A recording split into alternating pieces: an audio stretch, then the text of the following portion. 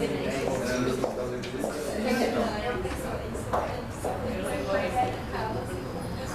dia, então, vamos começar hoje a organização do Estado e da administração pública. Hoje a gente vai revisar, né? Vocês já viram isso, direito constitucional, o conceito de Estado, ao que ele se destina. E depois a gente vai entrar na organização da administração pública propriamente dita. Hoje a gente vai abordar os princípios da organização administrativa. Até a aula passada a gente falou em princípios gerais da administração pública. Hoje a gente vai ver outro tipo de princípio. Toda disciplina jurídica vai ter sempre uma aula de princípios gerais, que se aplica à matéria como um todo. Aquilo que a gente viu de princípios do direito administrativo se aplica ao direito administrativo como um todo. Determinados temas, eles próprios vão ter princípios muito específicos, que é só daquele tema. Os princípios que a gente vai ver hoje são os princípios da organização administrativa, não do direito administrativo. Mais para frente, quando a gente passar ali pela lei de licitação, vai ter os princípios da lei de licitação. Quando a gente for ver controle e responsabilidade do Estado, controle do Estado e responsabilidade do Estado, tem os princípios do controle do Estado. Então, esses princípios que a gente começa a ver a partir de agora, não são mais princípios do direito administrativo, mas princípios de áreas muito específicas, tá? Então, hoje, com organização administrativa, a gente vai ver quais são os princípios dessa organização administrativa. Mas antes de entrar nesses princípios, a gente vai falar um pouquinho de Estado, tá? Basicamente, um curso de direito administrativo, ele regula a atividade da administração pública. E o que é essa administração pública? É a função primordial de um dos três poderes do Estado, o poder executivo. A gente sabe que os poderes, como a gente já viu nas aulas passadas, eles têm funções primordiais, prioritárias, mas todos eles praticam funções que são típicas do outro poder. Então, a função primordial do poder executivo é a função administrativa. A função primordial do poder legislativo é a função legislativa. E a função primordial do poder judiciário é a função judicante, dizer o direito em última instância. Mas os membros do poder judiciário administram, os membros do poder legislativo administram, assim como os membros do poder executivo julgam e legislam, né? Hoje a gente está hoje não, né? Esses dias estamos aí em dias emblemáticos para a história do país, que é um processo de julgamento vigente no Senado Federal. Então é o legislativo exercendo uma função atípica, função de juiz, tá? Quando se abre um processo administrativo na administração pública para demitir um servidor por justa causa, por exemplo, cometer um ato grave no exercício da sua função judicante. Quando o cidadão recorre, né, em câmaras recursais do Poder Executivo de determinados atos, função judicante. E assim sucessivamente, tá? Isso não vai dar certo. Alguém vai dar uma chutadinha. Não vai dar certo.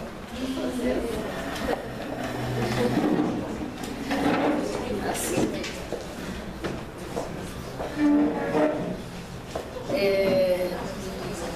Dentro desse processo de funções típicas e funções atípicas, a gente vai se concentrar hoje na função típica do Poder Executivo, que é a função administrativa, que é feito através da administração pública.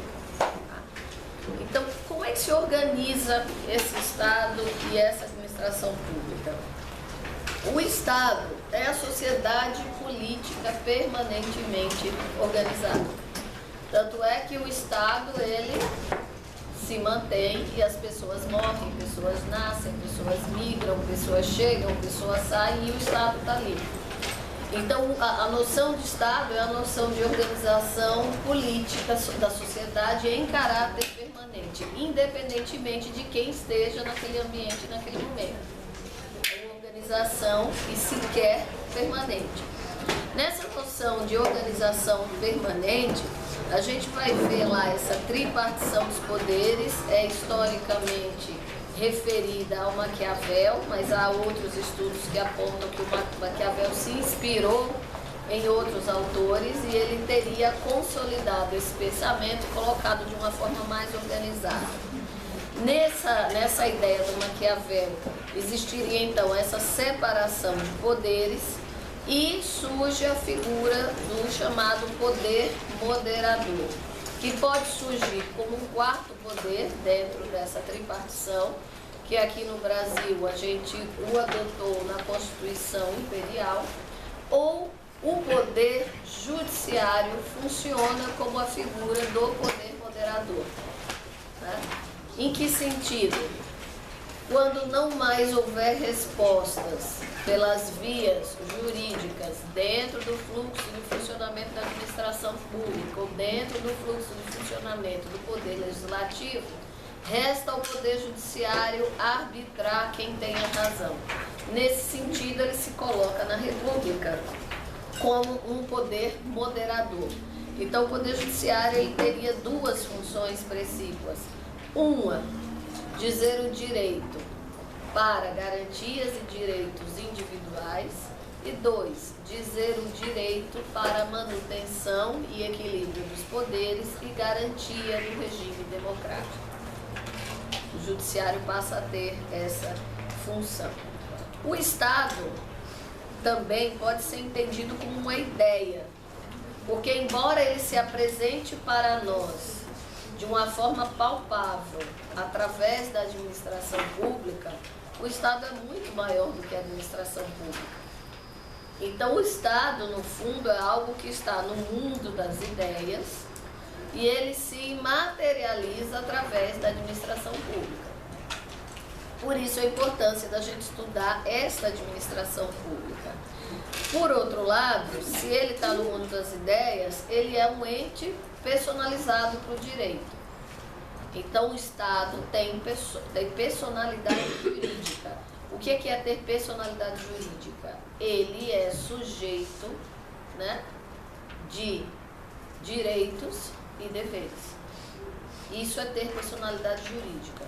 Tudo que pode exigir direitos e que a lei confere também direitos, ou seja, tem deveres e direitos, para o regime jurídico é alguém que tem personalidade jurídica.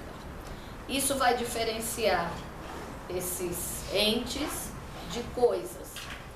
As coisas são objeto de direito. Quem tem personalidade jurídica é sujeito de direito. Então, quem tem personalidade jurídica podem ser as pessoas físicas ou as pessoas jurídicas. As pessoas físicas, materialmente mais fácil de a gente identificar a individualidade, a gente olha para a pessoa e sabe que ao nascer ela tem um complexo de direitos e deveres que ela vai levar até o final da vida. E a pessoa jurídica é uma ficção do direito, né? Assim como o Estado é uma ficção da ciência política e do direito, a pessoa jurídica é uma ficção do direito. Né? É uma coisa que você não pega, mas você sabe que ela existe, sabe que ela eventualmente tem uma sede, ou pode até não ter, sabe que ela tem um objeto, sabe que ela tem objetivos, sabe que ela tem direitos e sabe que ela tem deveres. Quando a gente imagina a figura de uma empresa como personalidade jurídica, é mais fácil, a gente passa ali na frente da Leroy Merlin e vê, não, aqui é uma pessoa jurídica que tem um espaço, que tem um objeto, que trava relações econômicas com as pessoas, então ela está em relações de direitos e deveres. Mas o próprio Estado, quando se materializa na administração pública, adquire personalidade jurídica.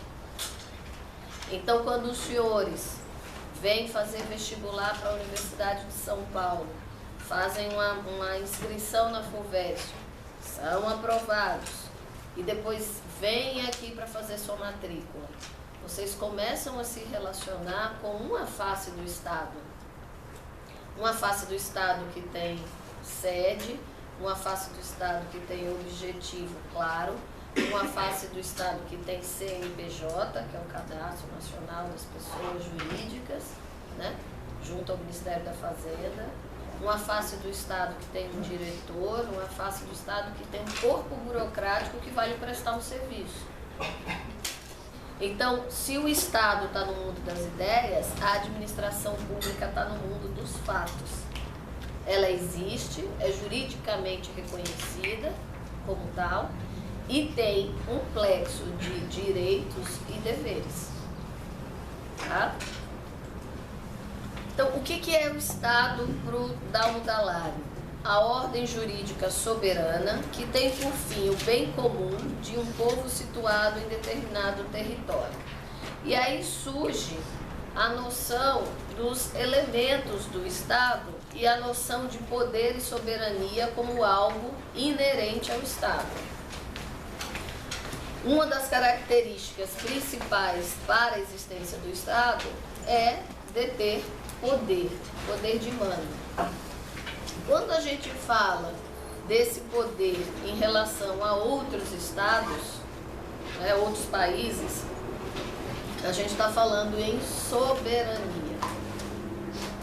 Um país, quando fala com outro país, o nome que se confere ao poder das relações que se travam entre eles é soberania.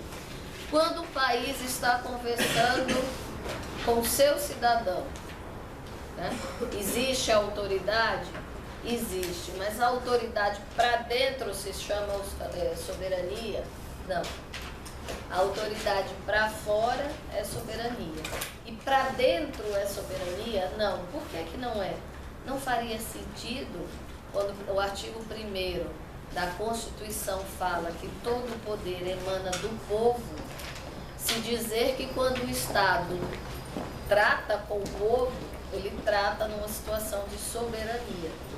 A gente usa essa expressão normalmente? Usa. Ela é a mais adequada? Não. Soberania é mais adequado para tratar de relações internacionais. E quando a gente está falando para dentro, entre nós, os pares, né?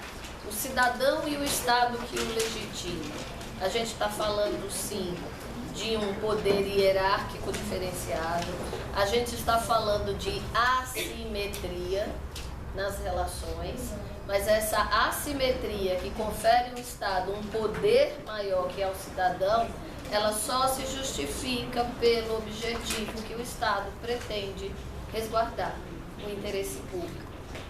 Se fugimos do interesse público, essa hierarquia superior, ela cai, porque o ato do Estado é nulo, o ato do Estado é inválido. A gente não pode esquecer nunca o primeiro artigo que norteia toda a ordem jurídica brasileira. Todo poder emana do povo. E esse poder que emana do povo, no modelo de democracia representativa, confere aos poderes do Estado deveres de ação. E para que ele cumpra esses deveres de ação, eles têm algumas prerrogativas e só se justificam pelo resguardo do interesse público. Dentro dessas características do Estado, então, a gente pode encontrar os elementos do Estado que se estuda na teoria geral do Estado e provavelmente vocês estudaram em direito constitucional quando fizeram a matéria, que é a questão de que todo Estado deve ter povo, território, soberania. Há também alguns livros que colocam a questão da nação, né? Que é mais do que o povo. É a identidade cultural, linguística, jurídica que se coloca entre as pessoas que vivem naquele país. E a nação, muitas vezes, ela não está vinculada à noção de território.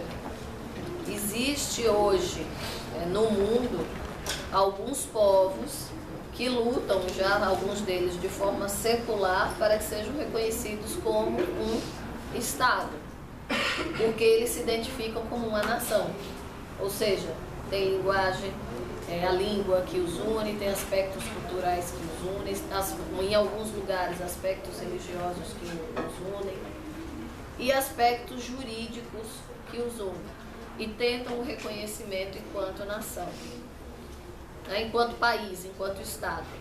Ser uma nação por si só não garante você ter um Estado, mas todo Estado dentro dele contém uma nação, senão ele não era um Estado. E o que é o povo, né? O povo está na relação estreita com os fins do Estado. O povo daquele Estado, normalmente os nascidos naquele local, os países que reconhecem a nacionalidade baseada exclusivamente no território, mas a maioria dos países também garantem a nacionalidade, ou seja, reconhece qualquer um como parte daquele povo, aqueles que têm relação sanguínea direta com os que nasceram naquele território. Pais brasileiros que vão morar no exterior e têm um filho no exterior. O Estado brasileiro reconhece aquela criança como um ente do povo brasileiro, sim, desde que seguindo alguns procedimentos de registro são necessários. Então, o que vincula o povo ao Estado não é necessariamente ter nascido naquele Estado. Aquele que vem e que se muda definitivamente para o Brasil, ele faz parte dessa noção de povo brasileiro? Pode fazer parte, sim, se ele optar por ter a nacionalidade brasileira, né? Então, a noção de povo é uma mistura de territorialidade, laços sanguíneos e opção pessoal. Tudo isso faz parte da noção de povo. E tem um sentido jurídico de relação daquele grupo populacional com os deveres que o Estado tem a cumprir. Território. Para que haja Estado, é necessário que haja a fixação estável do povo num determinado local, né? A história da humanidade de milhares de anos, ela é travada pela busca, inclusive, desse território, né? A delimitação de fronteiras, a busca de um território fixo, isso tudo ele desde milênios, buscado pelos Estados. Isso foi uma marca dos Estados nacionais, né? Na história moderna, a fixação da noção de território foi o que deu o tom da história moderna do mundo, né?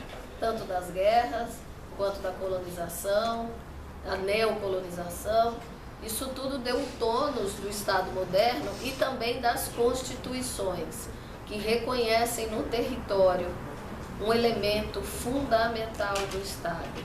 Até hoje, uma das maiores violações à soberania de um país que podem ser cometidas é a invasão ao território, né? Isso dá direito de abate de aeronave estrangeira, né? Que esteja sobrevoando o espaço aéreo do país. Isso dá direito de atuação incisiva do Exército em caso de invasão em terra. Isso dá direito à atuação incisiva da Marinha no caso de invasão no território marítimo, que tem um limite marítimo que não pode ser adentrado por outros países sem autorização. Enfim, há uma série de regras do direito nacional e do direito internacional que garantem essa estabilidade do território.